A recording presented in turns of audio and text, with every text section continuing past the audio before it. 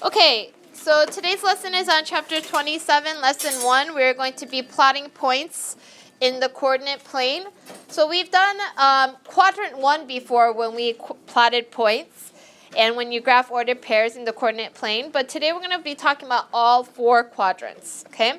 So on the coordinate grid, like the ones you worked in chapter 17, that's the one we did most recently, you can extend it into negative numbers, and that's when it goes into the other quadrants.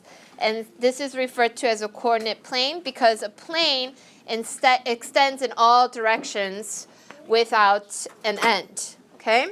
So in a coordinate plane, there's points that are on the x-axis, which is your horizontal axis, and your y-axis, which is your vertical axis, okay? When you guys are doing it, remember my clue to you was to do what before you what? Walk before you climb. Very good. So you're going to walk along the x-axis before you climb, which is along the y-axis, right? So how do you plot points in the coordinate plane? And if you guys look on page 500, or look at the example, they're plotting different constellations, okay? And they're plotting the different points along the constellations. So if you look at the first star, right, you're always going to start on what? 0. 0, which is known as?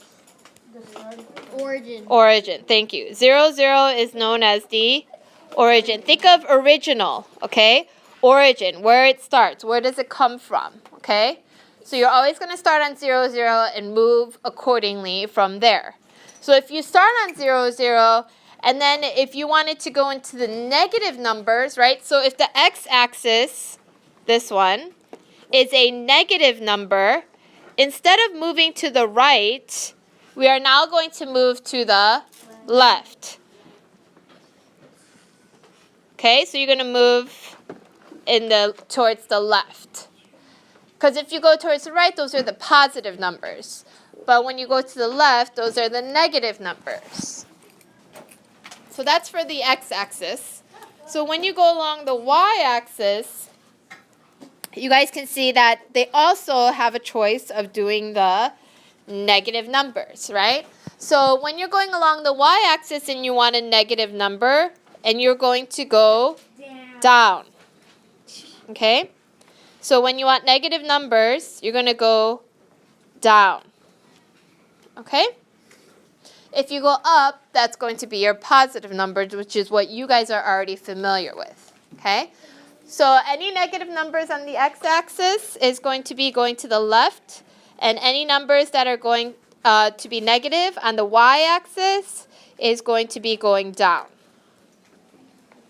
Okay, so we're going to be plotting the points on the top of 587. So we have A, which is 3, negative 3. So since 3 is a positive number, we're going to move over 1, 2, 3 and towards the right. And then because negative 3 is a negative number, we know that we need to move in what direction? Down. So we're going to go 3 over and then 1, 2, 3 down. And then you're going to make a little point there at the intersection. And you're going to label that A.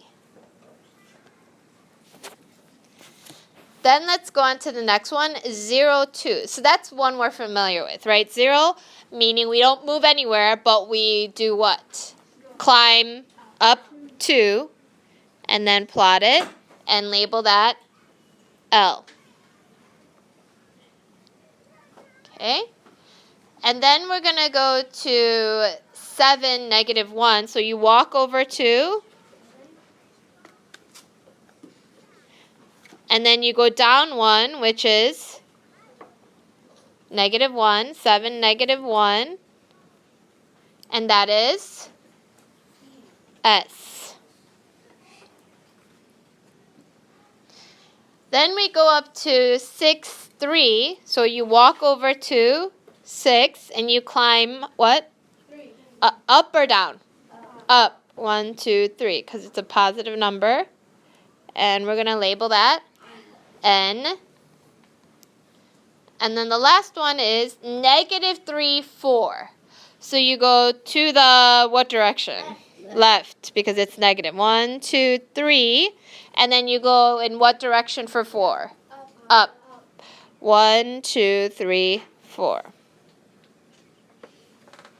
And you label that O. Okay?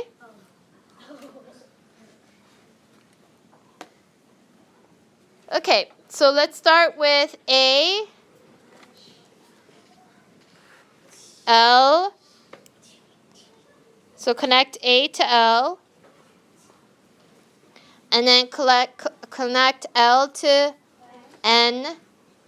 I'm going to go in alphabetical order.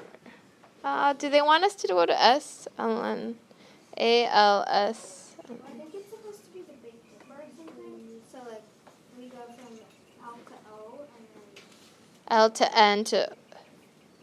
No. L to S. Hold on. Okay, so we're going to go from O to L to A to S to N and then back to L to create the Big Dipper, yeah. So if I wanted to find the distance between O and N, what would it be? If I wanted to find the distance between O and N, how would I know what the distance is? How would I figure that out? Because they're not on the same line, okay?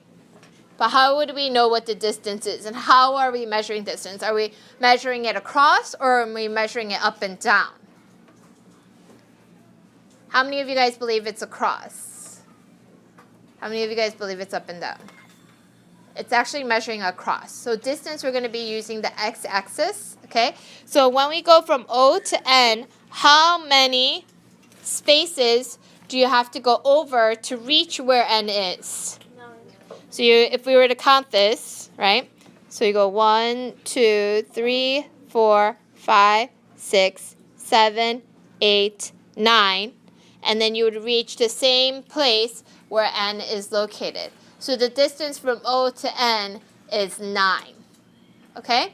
So you're always going to measure distance in terms of the x-axis and how many steps it's away from each other, regardless of how far they are up and down.